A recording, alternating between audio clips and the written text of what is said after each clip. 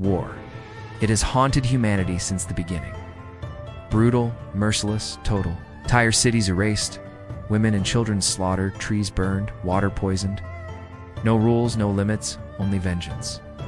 And then, in the 7th century, a man stood before his soldiers not to rally them with rage, but to restrain them with revelation.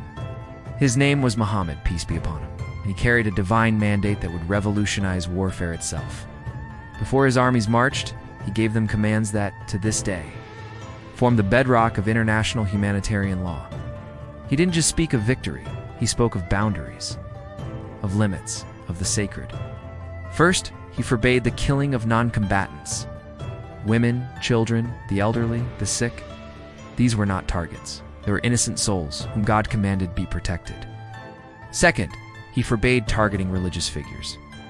Monks in their monasteries, priests in their churches.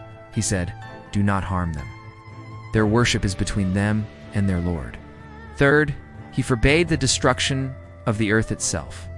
Fruit-bearing trees were not to be cut down. Crops were not to be burned. Livestock was not to be killed unless for immediate sustenance. Even in war, the environment had rights. Fourth, he forbade the destruction of civilian homes and infrastructure. You are fighting an army, he taught, not a civilization. And then there were the prisoners.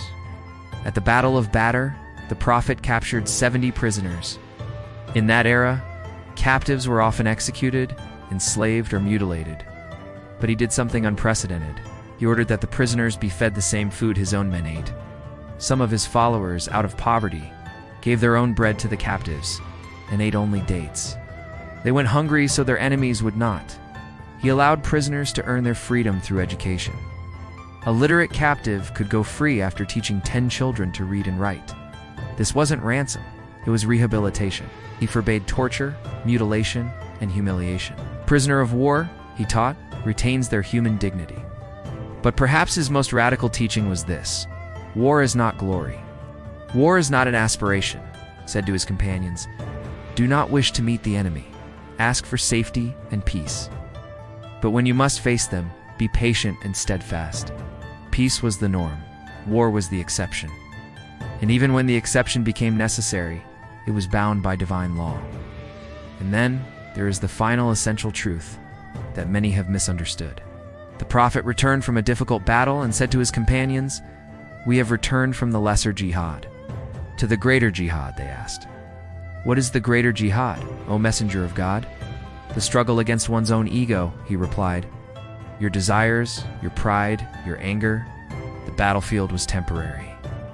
But the war within, against arrogance, greed, hatred, and revenge, that war lasts a lifetime. And winning that war is the true victory." This was the revolution of Muhammad, not just in how to fight, but in how to be human.